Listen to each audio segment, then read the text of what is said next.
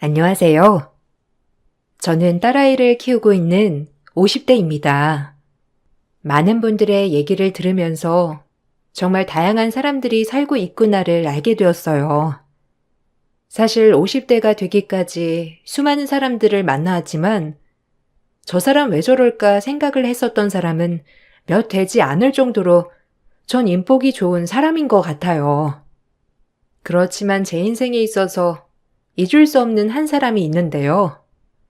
바로 제 형님이랍니다. 그 사람의 얘기를 들려드릴까 싶어 이렇게 사연을 써보게 되었어요. 제 시댁 식구들은 모진 곳 없이 순둥순둥한 분들이세요. 시부모님도 20여 년의 세월 동안 한 번도 제 마음에 상처를 주신 적도 시집살이를 하려고 하신 적도 없으실 정도로 좋으신 분들이시죠. 남편에게는 형이 한 명 있는데 아주버님은 공부를 정말 잘하셨어요. 그래서 대학에서 박사과정까지 밟으셨고 저희가 결혼한 지 5년 후쯤에 결혼을 하셨습니다. 형님은 아주버님과 나이 차이가 꽤 있었는데요.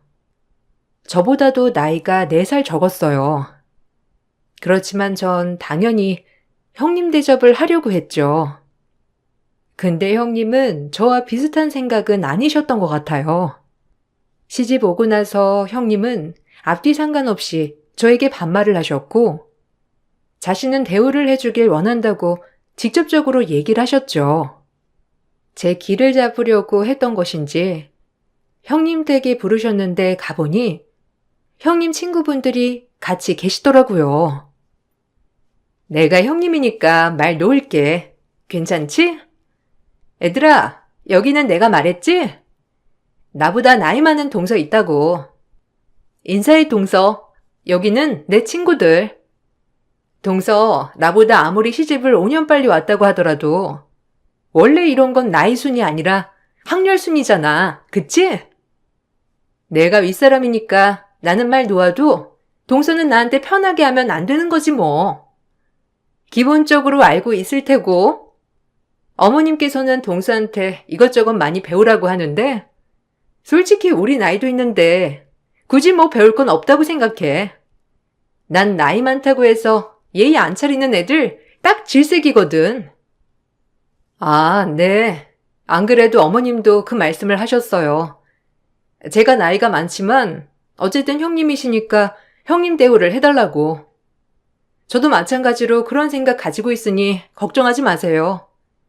근데 손님이 계시면 말씀을 해주시지. 다음에 올 걸 그랬네요. 집에 손님이 계실 줄은 몰랐어요. 이거 어머님께서 형님이랑 나눠 먹으라고 주신 과일인데 온 김에 가지고 왔어요. 동서는 일찍 결혼했으니까 칼질도 잘할 거 아니야? 나는 이제 막 결혼해서 이런 거 잘 못 자르는데 우리 친구들도 과일 좋아해서 말이야. 그래서 말인데 동서가 가서 과일 좀 내와줄 수 있어? 이 정도는 해줄 수 있지?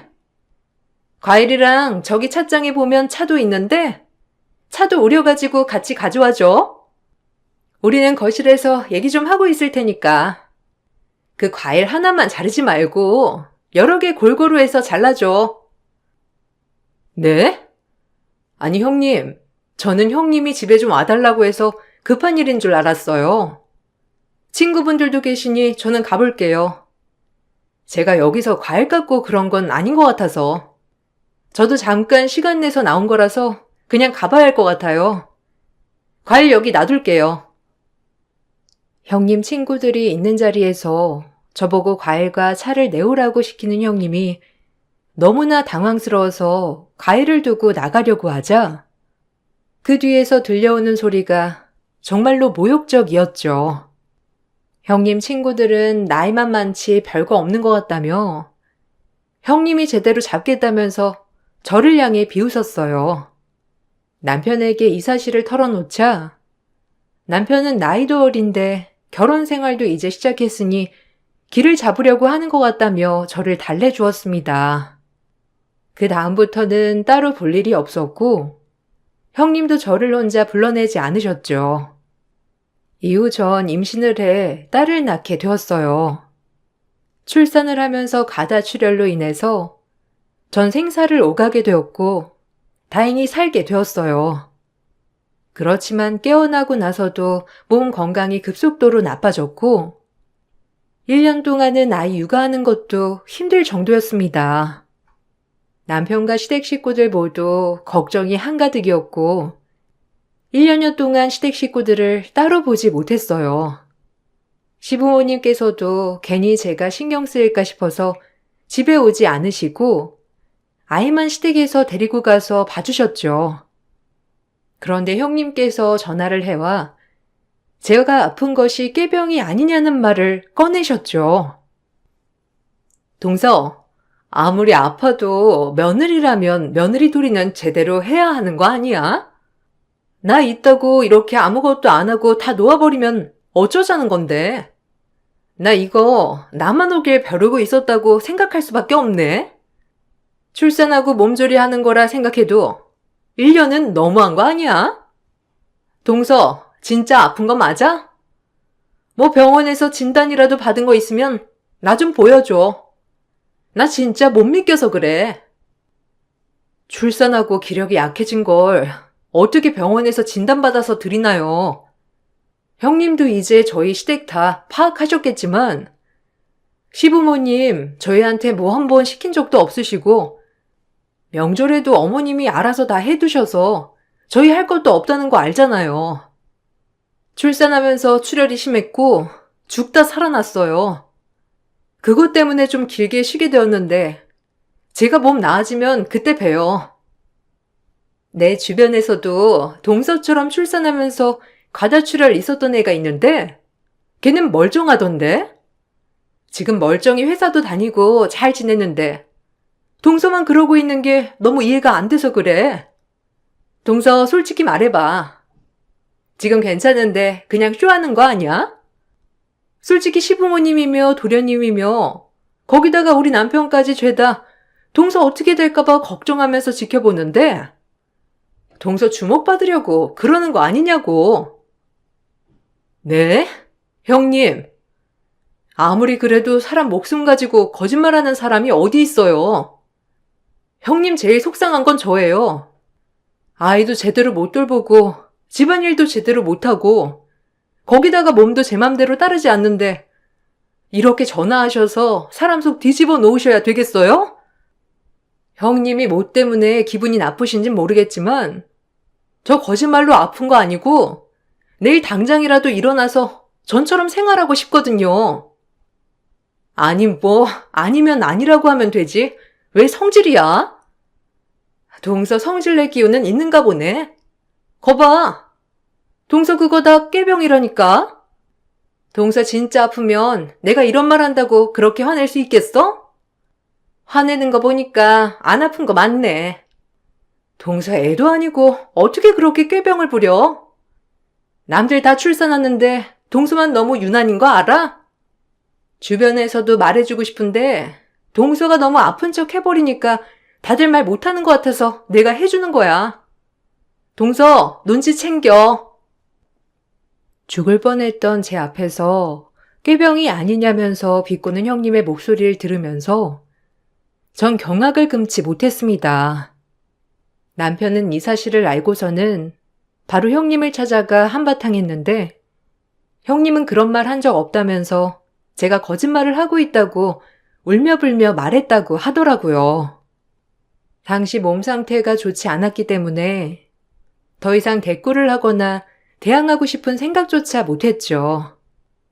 제 몸 건강을 회복하는 것에 좀 더 집중을 해야 되겠다 생각을 하고 운동을 시작했고 점차 저는 건강을 되찾게 되었습니다. 제가 건강을 되찾을 때쯤 형님 역시 임신을 하셨고 출산을 하셨어요. 출산하고 나서 조카가 5개월쯤 되었을 때 처음 시댁 식구들과 다 같이 모여서 식사를 하게 되었는데 그 자리에서 형님은 너무 서운하다면서 펑펑 울며 하소연을 했습니다. 어머님, 아버님, 거기다가 도련님까지 진짜 너무하시네요. 저도 출산하고 몸도 좋지 않아서 애도 제대로 못 돌봤는데 어떻게 제 몸 걱정은 안 하세요? 동서 아플 때는 그렇게 매번 걱정만 하시더니 왜 저 출산한 거는 관심도 안 가지세요? 저는 장손 낳았잖아요. 제가 장손 낳았으면 제 걱정을 더 해주셔야 하는 거 아니에요? 저도 팔목이며 어깨며 다 아프고 힘든데 동서만 걱정하시고 이거 차별이잖아요. 아이고, 큰애야. 그런 게 아니라 둘째도 그렇지만 우리는 뒤에서 걱정만 했지 전화하거나 찾아가거나 그런 적은 없어. 괜히 찾아가면 더 스트레스 받고 힘들 수도 있으니까. 우리가 둘째 출산했을 때 너희들도 있는 자리에서 걱정을 좀 많이 했나 보구나. 미안하다. 근데 큰애 출산하고 나서도 우리 걱정 정말 많이 했단다. 서운한 거 있으면 풀거라. 아, 당신 왜 그래? 이러려고 여기 오자고 한 거야? 아, 내가 말했잖아. 당신은 참석 안 해도 된다고. 바닥바닥 우기면서 가겠다고 하더니만 이 말 하려고 여기까지 온 거야? 어머니, 아니에요. 어머니, 아버지 해주실 만큼 다 해주셨잖아요. 당신 내가 말했잖아. 우리 산후도우미 오시는 분, 그 돈 다 어머니 아버지가 주신 거라고. 3달이나 받아놓고서는 도대체 뭘 차별했다고 하는 거야? 오히려 재수 씨는 아무것도 안 받았어. 그만 말해. 아니, 내가 돈 받은 걸로 그래? 동서 아플 때는 시부모님이며 당신이며 걱정하면서 챙기려고 하잖아. 아니야? 나도 출산하고 힘든데 나한테 관심 갖는 사람도 없고 이게 뭔데? 동서는 이런 자리 참석도 안 하고 말도 안 했다며. 당신이 나한테 말한 거는 참석하라고 하는 거 아니야? 동서는 신경 하나도 안 쓰게 신경 써줬으면서 나는 왜 그렇게 안 해주냐고. 다른 사람들이 이거 들으면 다 나보고 서운하겠다고 해. 아, 왜 이렇게 철이 없어? 재수씨 죽다 살아난 거 당신도 알잖아. 그리고 재수씨랑 당신이랑 차별한 적 없어. 이렇게 만나는 자리도 당신 안 나와도 된다고 분명 얘기했고, 지금까지 당신 애 한 번 제대로 안아주지도 않고 모유 잘 나와도 그냥 단유해버린 거에 대해서도 아무도 뭐라고 한 적 없어. 몸조리 하라고 했더니만 집에서 쉬지 않고 당신 친구 만나러 간다면서 한 달 후부터는 잘만 나갔잖아. 그래 놓고서는 애는 산후도우미한테 맡겨두고. 그런데 어떻게 가족들 다 모인 자리에서 그딴 말을 해? 다 같이 식사를 하는 자리에서 형님은 너무 서운하다며 하소연을 하셨어요. 그렇지만 그 말을 듣고서는 저희는 너무나 황당했죠. 출산 후 형님은 한 번도 아이를 제대로 본 적이 없었어요. 모두 산후도우미에게 맡겨놓고 놀러 다니기 바빴죠. 출산하고 모유도 많이 나왔지만 하기 싫다며 단유를 해버렸고, 낮에는 산후도우미가 와서 아이를 봐주고 저녁에는 퇴근한 아주버님이 봐야 한다며 자신은 육아에 전혀 참여하지 않았어요. 그 사실을 다 알고 있었던 저희는 형님이 시부모님께서 차별을 한다고 말을 꺼내는 것 자체가 황당했어요. 산후도우미를 부르는 비용 모두 시부모님이 부담하고 있었는데도 그걸 알면서도 그런 얘기를 꺼낸 것이었습니다. 그간 아주버님은 알고 있던 세월 동안 한 번도 언성을 높이는 것을 본 적이 없었는데, 그날 아주버님은 처음으로 크게 화를 내셨어요. 흐지부지하게 자리가 정리되고 난 후 시부모님은 다 같이 모이는 자리는 줄여야 할 것 같다면서 말씀하셨습니다. 그 후로는 시부모님과 각자 따로 뵙게 되어서 1년에 한두 번 정도만 마주치게 되었죠. 시간이 더 흘러 딸은 초등학교에 입학을 하게 되었어요. 딸은 초등학교에 들어가기 전부터 영특하고 똘똘하다는 소리를 많이 들었는데, 공부를 시작하니 각종 경시대회에서도 1등을 하기 시작했어요. 이 소식을 듣고서는 시부모님께서도 정말 기뻐하셨습니다. 어쩌다 다 같이 밥을 먹게 된 자리에서 딸의 경시대회 1등 얘기가 나오게 되었는데 형님은 기분 나빠하며 비웃으셨어요. 제가 딸이라서 이렇게 칭찬하는 게 아니라 주변에서도 다들 똘똘하다면서 칭찬을 많이 해주시더라고요. 저도 경시대회까지는 생각은 안 해봤는데 애가 어떻게 알았는지 선생님이랑 같이 신청해서 갔다 왔더라고요. 학원 한번 안 보내고서 이렇게 잘하는 애는 드물다면서 선생님께서 칭찬해 주셨어요. 저도 신기해요. 어떻게 이렇게 똑똑한 애가 제 뱃속에서 나왔는지. 동서, 집에서 막 애 구박하고 그러는 거 아니야? 이상하잖아. 따로 공부도 안 하는데 경시대회 1등이 웬 말이야. 그건 말도 안 되는 거지.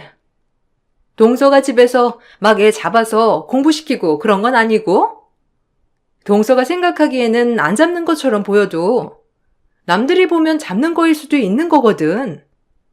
그리고 초등학교 때는 애들 다 똘똘하지 않나? 난 또 뭐 천재로 증명이라도 된 줄 알았네. 고작 경시대회 1등 가지고 너무 호들갑 아니야? 아, 그럴 수 있죠. 경시대회 1등 한 게 뭐 엄청 대단하다 그렇게 말하지 않을 수도 있지만 그래도 뿌듯하잖아요. 다른 것도 아니고 딸아이가 혼자서 스스로 알아서 했다는 게 뿌듯하고 대견한 거죠. 선생님께서도 저한테 대단하다고 말씀하실 정도면 이렇게 자랑할 만한 것 같은데 아닌가요? 동서, 너무 딸이라고 감싸는 거 아니야? 어차피 딸은 커봐야 아는 거야. 동서도 봐봐. 어릴 적에 똑똑했다면서? 근데 지금 딸이나 키우고 집안에만 있는데 어릴 적에 똑똑해봤자 아니야? 우리 준성이처럼 아들로 태어나면 또 모를까. 그리고 초등학교 때 아무리 잘해도 고등학교 가서 공부 못하면 나중에 창피할걸? 동서 너무 호들갑이야. 그게 뭔 자랑이라고. 애를 얼마나 공부로 쪼아댔으면 그랬겠어? 동서 치맛바람 벌써 무섭네. 형님의 말을 들으면서 대꾸를 해볼까 하다가 참았어요. 듣기로는 조카가 노는 걸 너무 좋아하는 통에 형님이 매일 조카를 잡느라 힘들다고 했기 때문에 딸의 소식을 전하는 것만으로도 형님은 부러울 수 있겠다는 생각이 들었어요. 딸은 커갈수록 공부도 잘하고 착하게 자라줬어요. 한번 말썽 없이 컸지만 반대로 조카는 학교에서 친구들을 괴롭히고 사고쳐서 한바탕 난리가 난 적도 있었습니다. 그런데 형님은 저를 원망하더라고요. 조카가 크게 사고를 쳐 심할 경우 전학까지 갈 수 있다고 들었는데 그 모든 것이 제 책임이라며 말을 했죠. 이거 다 동서 책임인 거 알아? 어쩔 거야? 우리 아들 인생 망치는 거. 동서가 동서 딸 자랑만 안 했어도 우리 아들 저렇게 안 컸지. 동서가 계속 딸 공부 잘하고 똑똑하고 착하다 자랑하니까 주변에서 다들 은근 비교하고 아들 기죽이고 그래서 저렇게 크는 거잖아. 동서 어쩔 거야? 동서가 책임져. 우리 아들 전학 가게 생겼는데 동서가 다 책임지라고. 무슨 소리를 하시는 거예요? 제가 무슨 책임을 져요? 그리고 형님, 저한테 이렇게 말을 하실 게 아니라 조카랑 얘기를 해보셔야죠. 저희가 만나면 1년에 얼마나 본다고 제 책임이라고 하세요? 저 비교한 적도 없고 자랑한 적도 없습니다. 형님, 조카 계속 그렇게 잡으실 게 아니라 조카 얘기도 들어주시고 공부하라고 스트레스 주기보다는 같이 시간을 좀 보내세요. 제 책임이라고 해서 말씀드리는데 형님 솔직히 조카 공부만 시키려고 하시지 조카랑 같이 놀러 가거나 시간 보내신 적 없으시잖아요. 네가 뭘 안다고 그런 말을 짓거려? 내가 내 아들 알아서 공부시키겠다는데 네가 뭔데 감히 선을 넘어? 애초에 네가 네 자식 자랑 안 했으면 우리 애도 기죽을 일도 없고 내가 공부시키려고 하지도 않았겠지. 왜? 상황이 이렇게 되니까 잘못해놓고 발 빼는 거야? 동서 참 너무한다. 이거 동서 책임도 있어. 동서야말로 무슨 소리를 하는 거야? 동서가 그렇게 말을 꺼내지 않았으면 우리 애 잘 컸을 거라고. 정신 좀 차리세요. 제가 뭘 했다고? 형님 그 어린애 학원만 몇 개 보내시는데요. 시험 보고 한 개만 틀려도 형님 애를 쥐잡듯이 잡으시잖아요. 애가 오죽하면 저희 집으로 피신 왔겠어요? 그리고 이번에 난리 난 일도 조카 얘기는 들어보셨어요? 들어보지도 않으셨잖아요. 조카도 억울한 것 같던데 그거 한 번도 안 들으시고 형님 체면만 생각하시는 거잖아요. 참나, 날 가르치려 드는 거니? 내 새끼는 내가 알아서 해. 걔가 동서 집에 갈 수도 있는 거지. 그럼 작은 아빠 집에 못 가니? 그런 거 가지고 무슨 오죽하면 피신 같다고 하는 건데. 그리고 지금 일은 동서보다 내가 더 잘 알지. 아무튼 앞으로 우리 애 앞에서 자랑이나 하지 마. 그거 우리 애한테 상처고 기죽는다고. 형님은 모든 것이 제 책임이라고 했지만 사실 조카는 너무나 힘든 상황이었어요. 이 모든 상황을 알게 된 이유는 바로 아주버님과 조카가 언제부턴가 주말마다 남편 사업장으로 찾아와서 같이 시간을 보내면서부터였습니다. 처음에는 그냥 놀러 오는 줄 알았는데 한 달, 두 달 시간이 지나고서도 매주 찾아오니 다른 이유가 있을 거라 생각이 들더군요. 그래서 조심스럽게 물어보게 되었는데 아주버님께서 꺼내신 이야기는 놀라웠습니다. 애 엄마가 애를 너무 잡으려고 해요. 솔직히 난 공부하는 거 잘하지 않아도 괜찮다고 생각하거든요. 근데 애 엄마는 아닌가 봐요. 애가 하루 종일 새벽까지 공부하다가 자요. 내가 애 학원 좀 줄이라고 말했는데 애 교육에 신경도 안 쓰는 아비라면서 무책임하다고 말하니 뭐라 할 말이 없더라고요. 그나마 요즘은 학원 좀 줄이긴 했는데 주말이면 책상 앞에서 아예 일어나게 하지 않으니 안 되겠다 싶어서 내가 데리고 나갔다가 오겠다고 하고 나오는 거예요. 왜 저러는지 도대체 이해할 수가 없어요. 애는 스트레스만 받고 힘들어 하는데. 형님한테 속 시원하게 털어놓고 얘기해 보신 적 있으세요? 안 그래도 조카도 평일에 저희 집에 몇 번 오거든요. 학원에서 버티다가 힘들면 온다고 하는데 제가 뭐 해줄 수 있는 게 없더라고요. 형님한테 저도 전에 얘기를 해봤는데 상관하지 말라고만 하시고 저도 조카 볼 때마다 얼굴이 많이 상하는 것 같아서 안쓰럽긴 했거든요. 그래도 아주버님께서 잘 얘기를 해보시면 괜찮지 않을까요? 나도 다 해봤죠. 근데 애 엄마는 자기 고집만 피우니까 주말만이라도 애가 좀 쉬었으면 좋겠다 생각해서 데리고 나오는 거예요. 같이 공부하러 갔다 오겠다고 하고 나오는 거니 당분간은 비밀로 해줘요. 어차피 애 엄마는 자기 노느라 바쁘겠지만 솔직히 애 엄마 하는 꼴을 보면 더 살아야 하나 싶기도 한데 부모님 생각하면 참아야지 싶다가도 애 생각하면 안 되겠다 싶네요. 그래도 노력은 해봐야죠.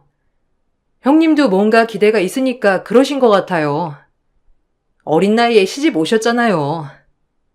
아무리 마주치지 않는다지만 저희 딸이랑도 비교도 하시는 것 같고 더 잘했으면 좋겠다 생각을 하는 것 같아요. 어쨌든 이렇게 오시는 동안은 편하게 계세요. 형님도 좀 시간 지나면 괜찮아지지 않을까 싶어요. 아주버님과 조카는 몇 달을 그렇게 주말마다 꼬박 남편의 사업장으로 왔어요. 그렇게 시간이 지나면서 화가 많았던 조카도 많이 좋아졌죠. 아주버님은 가정을 지키면서도 조카가 힘들지 않도록 하기 위해서 많이 노력을 하셨어요.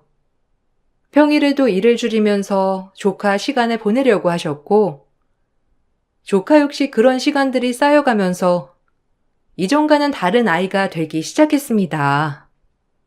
그런데 우연히 그 사실을 알게 된 형님은 화가 잔뜩 나서 저에게 전화를 해 오셨어요. 그간 어떻게 숨길 수 있냐면서 여우짓을 했다며 저를 비난하셨죠. 전 형님의 비난에 참으려고 했지만 그동안 힘들어하셨던 아주버님과 조카가 생각나 제 생각을 모두 말하게 되었습니다.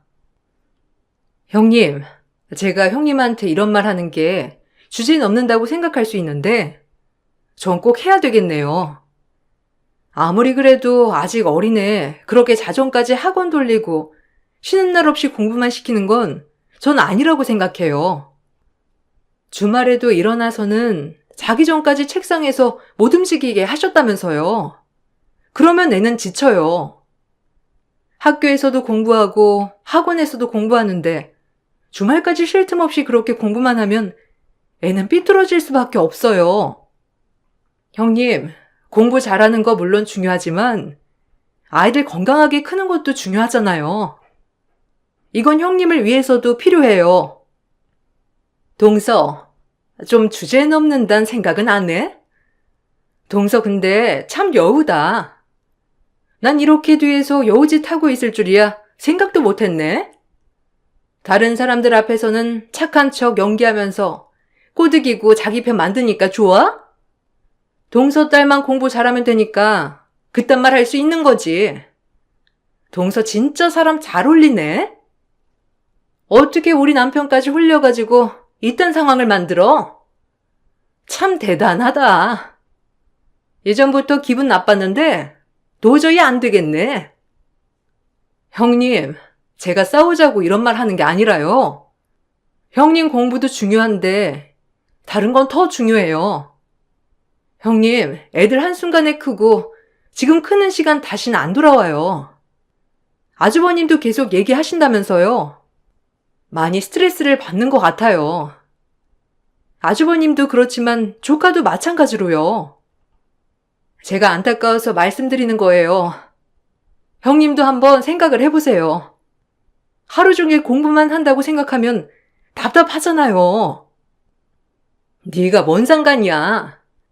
내가 이렇게 시키건 저렇게 시키건 네가 뭔 상관인데 이렇게 말하는 거야? 내 가정이고 내 가족이야. 넌 네 식구나 챙겨. 어따 대고 주제넘게 이래라 저래라야? 동서는 괜찮겠지. 공부 잘하는 딸이 있으니까. 동서 딸이 공부 못했으면 그런 말 할 수나 있었겠어? 그거조차도 여우짓이라고는 생각 안 하나 봐. 남의 가정사에 참견하지 말고 네 가정이나 지켜. 말로 할 때 주제 넘지 말라고. 형님은 주변 사람들의 얘기를 전혀 들으려고 하지 않았습니다. 저 역시 안타까운 마음에 말을 했지만 형님은 주제넘는 일이라면서 화를 내셨죠. 그 이후로 조카와 아주버님은 저희 집을 오지 않았지만 형님은 여전히 조카를 자정까지 학원에 보내는 듯 했고 계속해 늘어나는 학원비 때문에 아주버님은 좋은 직장에 다니면서도 투잡을 뛰셨어요. 시간이 더 지나 딸은 공부를 정말 잘해서 인서울 상위권 대학에 진학을 하게 되었습니다. 가해나 학원 한번 보내지 않았는데도 불구하고 딸 혼자서 스스로 공부하고 대학에 진학을 했어요. 크는 동안 짜증 한번 부린 적 없이 착하게 자라준 딸이 저는 너무나 고마웠어요. 그러던 딸이 대학에 들어가기 전에 등록금만이라도 벌어보고 싶다면서 가해를 시작했어요. 저는 그동안 고생한 게 있으니 푹 쉬기를 바랬지만 딸이 꼭 한 번이라도 조금이라도 보탬이 되고 싶다고 하니 전 무리하지 말고 해보라고 했죠. 그러던 중 형님께서 딸에게 가해를 맡기셨다는 걸 우연히 듣게 되었어요. 전 그 소식을 듣고 형님 댁으로 찾아가게 되었습니다. 마당을 지나 안쪽으로 가보니 충격적인 광경이 펼쳐지고 있었죠. 바로 형님이 돈봉투로 딸 뺨을 웃으며 때리고 있었어요. 그 앞에서 울며 머리를 조아리고 있는 딸이 있었습니다. 전 그 모습을 보고 뒤도 안 보고 뛰어들어 형님을 밀었어요. 야, 너 그 잘난 머리로 왜 우리 아들은 가해 못 시켜주겠다고 하는 건데? 너 진짜 웃기네? 애가 지 엄마 닮아가지고 돈 또 올라가지고. 그래, 너 등록금 벌고 싶어? 그럼 돈값을 해야지. 너 우리 아들 1등 만들어줄 수 있니? 그거 아니면 나 너한테 돈 못 줘. 애 성적 오르는 거 보고 내가 돈 줄 거니까 그렇게 알아. 너네 엄마한테 이거 말하면 알지? 이게 뭐 하는 짓이야? 너 지금 뭐 하는 거야? 우리 딸 왜 때려? 이러려고 내 딸 가해하라고 불렀니? 진짜 뭐 하는 거야? 가해시키려고 했으면 애초에 나한테 말이라도 해야지. 그리고 성적 오르고 돈 주는 게 어디는 도둑놈 심보야? 됐고, 가해 안 시킬 거니까 그렇게 알아. 그리고 우리 딸 때린 거, 그거 내가 다 복수할 거야. 책임? 진짜 웃기고 있네. 그렇게 돈이 없어가지고 애 가해시키나 봐. 돈이 없었으면 나한테 말이라도 하지 그랬어. 이렇게 딸이 구걸해서 등록금 벌어야 되겠니? 그리고 좋은 대학 가면 뭐해? 애 못 가르치겠다고 하는 거 보면 실력도 없는 것 같구만. 이거 수능 본 거 좀 다시 확인해봐야 하는 거 아니야? 컨닝하거나 그런 거 아니냐고. 실력도 없는데 어떻게 그런 대학에 갔는지 난 너무 이해가 안 되네. 뭐? 지금 말 다 했어? 우린 무시해도 내 딸 이렇게 무시하지 마. 네가 무시할 애 아니니까. 내가 지금까지 널 대우해 준 건 형님이라서 그런 거야. 근데 도저히 안 되겠다. 너 같은 인성이 무슨 형님이니? 어른이면 어른답게, 형님이면 형님답게 굴어야지. 유치하게 뒤에서 사람 괴롭히는 거 네 취미니? 내가 지금 상황 그냥 넘어갈 거라 생각해? 너 앞으로 있을 일 꿈에도 모르겠지만 앞으로 피눈물 흘릴 거라는 것만 알아둬. 아, 무서워서 어디 살겠나? 어디 할 거 다 해봐. 내가 눈물이나 한 방울 흘리나? 그래, 이렇게 나와야지. 매번 뒤에서 호박씩 가면서 앞에서는 순진한 척 형님 거리면서 사람들 홀리고 다니고. 내가 너 여우짓 하는 거 다 알고 있다고 했지? 네 애새끼도 마찬가지네. 돈 또 골라서 사촌한테 돈 받고서 가해해주겠다고 하는 것부터가 웃겼는데. 애나 엄마나. 얘, 넌 왜 질질 짜니? 너 내가 뭘 했다고 질질 짜냐고. 되지도 않는 깡패 짓거리 그만해. 뭘 믿고 이따위 짓 하는지 모르겠는데 네 눈에 눈물 한 방울 안 나오는지 앞으로 지켜보면 알겠지. 나중에 내 바지가랑이 붙들고 미안하다고 질질 짜지나 마. 그렇게 참아왔던 분노가 터트려지고 말았습니다. 저에 대해서 비웃는 건 참을 수 있어도 제 딸을 건드리는 것은 용서할 수 없었어요. 이후 형님은 시부모님께 제가 반말하고 대들었다면서 저보다 나이가 어린 자신을 전부터 뒤에서는 무시하고 욕했다며 거짓말을 했더라고요. 시부모님은 확인을 하려고 가족들을 다 불렀고 형님은 그 자리에 참석하지 않았습니다. 전 그동안의 일을 다 말했어요. 딸과 조카 역시 당시의 일을 솔직하게 말을 했습니다. 모든 얘기를 듣고선 시부모님과 아주버님은 그동안 많이 참아왔다며 더 이상 참을 수 없다는 말을 하셨습니다.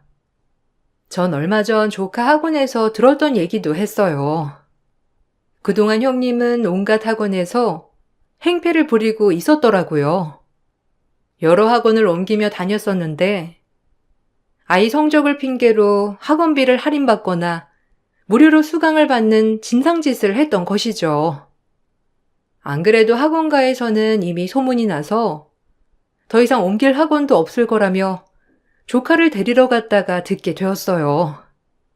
그러면서 전 아주버님께 받는 생활비에 대해서 의심을 해봐야 할 것 같다며 말씀을 드렸습니다.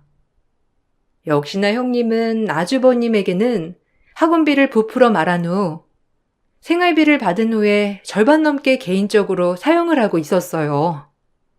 거기다가 중간중간 목돈이 필요하다며 아주버님께 말을 했던 적이 있었는데 그때마다 제가 형님께 부탁을 해서 목돈을 빌렸다고 거짓말을 했더라고요. 전 형님과 통화나 메시지를 보낸 내역을 모두 보여드렸습니다. 알고 보니 형님은 목돈을 받고 명품을 사거나 친구들과 술 마시며 사치를 부렸던 것이었어요. 이 모든 사실이 들통나자 형님은 저를 찾아와 울며불며 자신을 도와달라고 했습니다. 동서, 내가 동서한테 너무했지? 솔직히 내가 동서보다 어리기도 하고 아니, 언니, 내가 미안해요. 내가 너무 철이 없어서 그런 거고 솔직히 애들도 서로 차이가 나니까 너무 부러워서 그런 거예요. 저 이해하시죠? 이번에 남편이 이혼하자고 말하는데 언니가 좀 나서주시면 안 될까요? 언니가 나서서 남편한테 말하면 이혼 안 할 수 있을 것 같아요. 언니가 해결만 해주시면 제가 앞으로는 버릇없게 안 굴게요. 제발 부탁드려요. 네가 한 짓을 생각해. 그동안 상처 준 사람들이 얼마나 상처를 받았으면 이럴까 생각은 안 드니? 그렇게 일진짓거리 할 때는 재미있었지? 그러게 내가 말했잖아. 네 눈에 피눈물 날 거라고. 그간 재미있게 잘 지냈으니 벌 받을 차례 아닌가? 네가 한 짓 생각하면 이렇게 뻔뻔하게 찾아와서 나한테 부탁하지 못할 텐데. 알아요. 제가 진짜 잘못했다는 거 아는데 그건 진짜 고의로 그런 게 아니라 솔직히 언니도 저한테 미안한 거 있잖아요. 시부모님도 비교하고 남편도 언니 칭찬 많이 하고 제가 이렇게 된 건 언니 탓도 조금 있어요. 그러니까 한 번만 도와주세요. 앞으로 정신 차려서 살게요. 남편 저한테 생활비 사용 내역도 다 달라고 하고 난린데 다른 건 몰라도 언니가 돈 빌렸다고만 한 번만 해주시면 안 될까요? 넌 지금 하는 말이 된다고 생각해? 20여 년을 비웃고 무시했던 게 네가 이렇게 빈다고 없어질 거라고 생각하니? 이혼이 끝이라고 생각하지 마. 너 피눈물 아직 시작도 안 했어. 아주버님은 이혼 소송을 진행했고 당연히 이혼을 하게 되었어요. 친권 양육권도 아주버님이 가지고 오게 되었고 재산 분할 없이 오히려 위자료를 토해내고 형님은 쫓겨나듯 나가게 되었습니다. 딸을 폭행한 것에 대해서도 바로 신고해 처벌을 받게 되었어요. 자신은 그런 적 없다면서 바득바득 우겼지만 집 내부에 있던 CCTV 영상을 아주버님을 통해 확보하고 신고하니 처벌을 받게 된 거죠. 이혼하고 얼굴도 못 들 줄 알았는데 처음에는 아주버님 주변을 맴돌고 있었어요. 이대로는 안 되겠다 싶어서 저는 형님이 아르바이트를 하는 곳이라면 어디든지 찾아가기도 했습니다. 어떤 이유로 이혼을 했는지 아주버님이고 시부모님도 모두 주변에 말을 안 하시고 다니시니 형님은 주변에 저 때문에 이혼을 한 거라며 억울하다고 말을 하고 다니는 것 같더라고요. 그걸 알고선 전 형님이 일을 하는 곳에 찾아간 것이죠. 형님은 제가 찾아오는 것만으로도 안절부절하지 못했어요.